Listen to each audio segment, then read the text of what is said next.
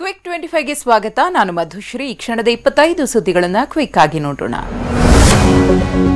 MUDA tension ನಡುವೆ ಇಂದು ರಾಯಚೂರಿನ ಮಾನ್ವಿಯಲ್ಲಿ CM Siddaramaiah ಬೃಹತ್ ಕಾರ್ಯಕ್ರಮ ನಡೆಸಲಿದ್ದಾರೆ. ಸ್ವಾಭಿಮಾನಿ ಸಮಾವೇಶದ ಮೂಲಕ ವಿಪಕ್ಷಗಳಿಗೆ ಟಾಂಗ್ ಕೊಡಲು ಮುಂದಾಗಿದ್ದಾರೆ.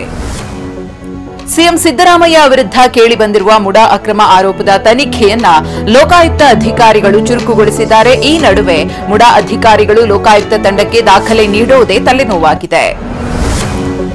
ತನಿಖೆ ನಡೆಸುತ್ತಿರುವ ಲೋಕಾಯುಕ್ತ ತನಿಖಾ ತಂಡಕ್ಕೆ 2015ರಿಂದ ಹಂಚಿಕೆಯಾದ ಸೈಟ್ ದಾಖಲೆಯನ್ನ ನೀಡಬೇಕು. 1 ಲಕ್ಷಕ್ಕೂ ಹೆಚ್ಚು ಪ್ರತಿಗಳನ್ನು ನೀಡಬೇಕಾಗಿತ್ತು. ಇದಕ್ಕಾಗಿ ಮುಡಾ 4 ಹೊಸ ಜೆರಾಕ್ಸ್ ಯಂತ್ರಗಳನ್ನು ಖರೀದಿ ಮಾಡಿದೆ.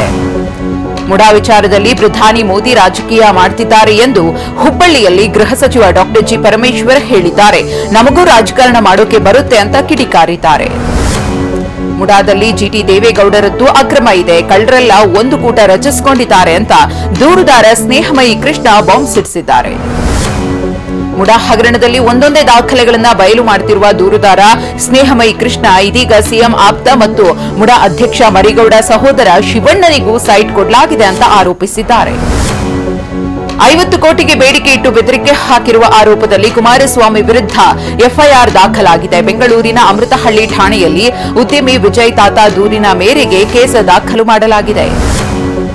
ರೇಣುಕಾಸ್ವಾಮಿ ಕೊಲೆ ಕೇಸ್ ಆರೋಪಿ ನಟ ದರ್ಶನ್ ತೂಗುದೀಪಗೆ ಕೋರ್ಟ್ನಿಂದ ಮತ್ತೆ ನಿರಾಸೆಯಾಗಿತ್ತು. ಜಾಮೀನು ಅರ್ಜಿ ವಿಚಾರಣೆಯನ್ನ ಮುಂದೂಡಲಾಗಿದ್ದು ಆ ಬಳಿಕ ತೀರ್ಪು ಪ್ರಕಟವಾಗಲಿದೆ.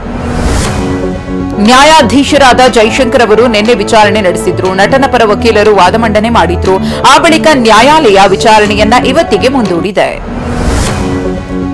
3 ಅಂಶಗಳ ಆಧಾರದ ಮೇಲೆ ದರ್ಶನ್ ಪರ ವಕೀಲರು ವಾದ ಮಂಡಿಸಿದ್ರು. ತನಿಖೆಯಲ್ಲಿನ ಲೋಪದೋಷಗಳನ್ನ ಎತ್ತಿ ತೋರಿಸುವ ಪ್ರಯತ್ನ ಮಾಡಿದ್ರು. ನನ್ನ ಪ್ರಕಾರ ಇದೊಂದು ಕೆಟ್ಟ ತನಿಖೆ ಅಂತ ವಾದ ಮಂಡಿಸಿದ್ರು. ದಾವಣಗೆರೆಯಲ್ಲಿ ಇಂದು ಹಿಂದೂ ಮಹಾಗಣಪತಿ ಶೋಭಾಯಾತ್ರೆ ನಡೆಯಲಿದೆ. ಅಹಿತಕರ ಘಟನೆ ನಡೆಯದಂತೆ ಪೊಲೀಸರು ಭದ್ರತೆಯನ್ನ ಕೈಗೊಂಡಿದ್ದಾರೆ ಅಂತ ಎಸ್ಪಿ ಉಮಾ ಪ್ರಶಾಂತ್ ತಿಳಿಸಿದ್ದಾರೆ. ಹರಿಯಾಣದ 90 ವಿಧಾನಸಭಾ ಕ್ಷೇತ್ರಗಳಿಗೆ ಇವತ್ತು ಒಂದೇ ಹಂತದಲ್ಲಿ ಮತದಾನ ನಡೆಯುತ್ತಿದೆ. ನ್ಯಾಯಯುತ ಚುನಾವಣೆ ನಡೆಸಲು ಪೊಲೀಸರು ಅಲರ್ಟ್ ಆಗಿದ್ದು ಅಕ್ಟೋಬರ್ 8ಕ್ಕೆ ಫಲಿತಾಂಶ ಹೊರಬೀಳಲಿದೆ. ಪ್ಯಾರಿಸ್ ಒಲಿಂಪಿಕ್ ಕಂಚಿನ ಪದಕ ವಿಜೇತೆ ಮನು ಬಾಕರ್ ಜಜ್ಜರ್ ಮತಗಟ್ಟೆಯೊಂದರಲ್ಲಿ ಇದೇ ಮೊದಲ ಬಾರಿಗೆ ತಮ್ಮ ಹಕ್ಕು ಚಲಾಯಿಸಿದ್ದಾರೆ. ಜುಲಾನ ಕ್ಷೇತ್ರದ ಕಾಂಗ್ರೆಸ್ ಅಭ್ಯರ್ಥಿ ವಿನೇಶ್ ಫೋಗಟ್ ಚಾಕ್ರಿ ದಾದ್ರಿಯಲ್ಲಿ ಮತದಾನ ಮಾಡಿದ್ರು. ದೆಹಲಿ ಸರ್ಕಾರವು ರಾಷ್ಟ್ರ ರಾಜಧಾನಿಯಲ್ಲಿ ಹುಲ್ಲು ಸುಡುವಿಕೆಗೆ ಪರ್ಯಾಯವಾಗಿ ಉಚಿತ ಜೈವಿಕವಾಗಿ ಕೊಳೆಯುವಂತೆ ಮಾಡುತ್ತಿದೆ. ದೆಹಲಿ ಸರ್ಕಾರ ಹುಲ್ಲನ್ನು ಕೊಳೆಯುವಂತೆ ಮಾಡುತ್ತಿದೆ. ಅದಕ್ಕಾಗಿ ದ್ರಾವಣ ಸಿಂಪಡಿಸುತ್ತಿದೆ.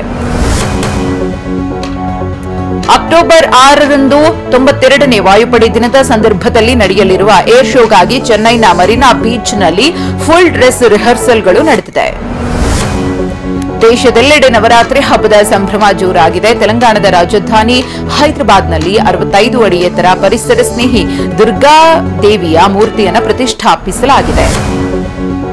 ತಮಿಳುನಾಡಿನ ಮಧುರೈ ಶ್ರೀ ಮೀನಾಕ್ಷಿ ದೇವಾಲಯ ವಿಶೇಷ ಅಲಂಕಾರದಿಂದ ಝಗಮಗಿಸುತ್ತಿದೆ. ನವರಾತ್ರಿ ಹಿನ್ನೆಲೆಯಲ್ಲಿ ದೇಗುಲವನ್ನು ವಿದ್ಯುತ್ ದೀಪಾಲಂಕಾರದಿಂದ ಅಲಂಕರಿಸಲಾಗಿದೆ.